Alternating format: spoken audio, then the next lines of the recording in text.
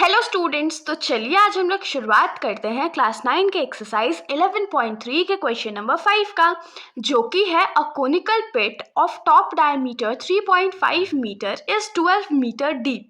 What is its capacity in kilo litres.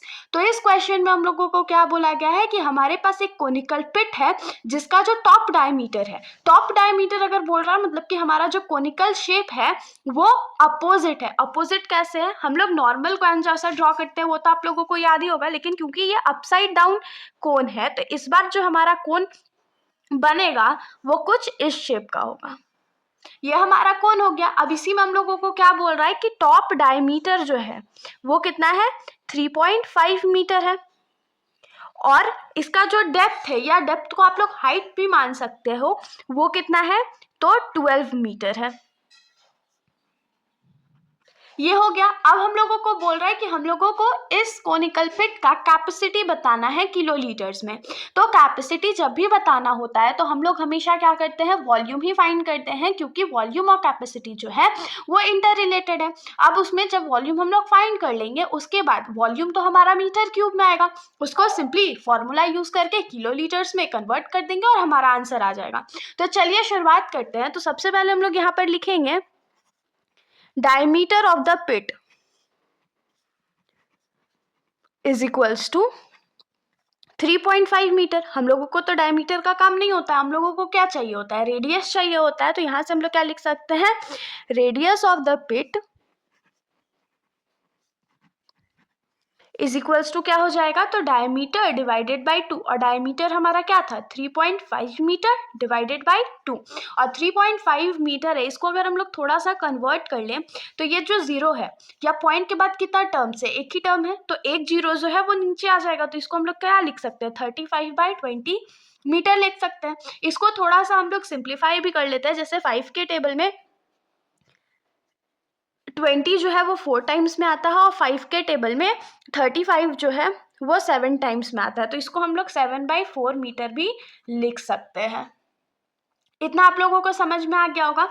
अब हम लोग क्या करते हैं, रेडियस तो निकाल लिया, अब सिंपली हम लोग वॉल्यूम निकालेंगे। तो यहाँ पर लिखेंगे volume of the conical pit is equals to क्या हो जाएगा, 1/3 पाई आर स्क्वायर एच। यहाँ पर तो हम लोगों को सारा वैल्यूज पता है। अब एच हाइट तो हम लोग को नहीं पता, लेकिन अभी मैंने क्या बोला था क्वेश्चन पढ़ते टाइम कि हाइट और डेप्थ जो होता है वो सेम ही होता है, क्योंकि इस बार इन्वर्टेड हमारा कोन था इसीलिए हम लोग उसको डेप्थ बोले, वरना अगर नॉर्मल कोन होता तो हम लोग उसको हाइट ही बोलते।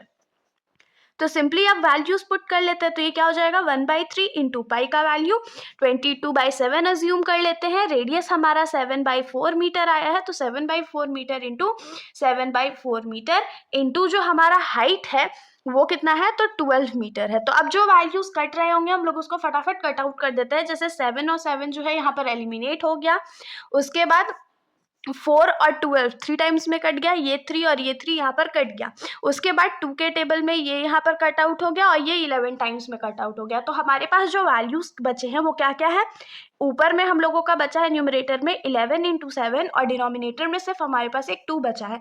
और क्योंकि ये 3 बार मीटर मल्टीप्लाई में है तो ये मीटर क्यूब हो गया।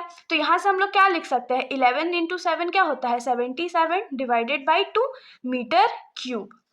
अब अगर हम लोग इसको डिवाइड कर ले तो क्या लिख सकते हैं, 77 डिवाइडेड बाई 2, तो 2 3 जा 6, बाकी हाथ में रहा 1 और ये 7 नीचे आया, ये 8 हो गया यहाँ पर, तो ये 16 और ये 5। तो यहाँ पर हम लोग जब डिवाइड कर देंगे तो हम लोगों का जो वॉल्यूम है वो कितना आ जाएगा, तो 38.5 मीटर क्यूब।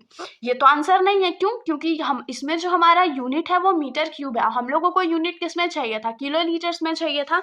तो हम लोग यहाँ पर क्या लिखेंगे, वी नो।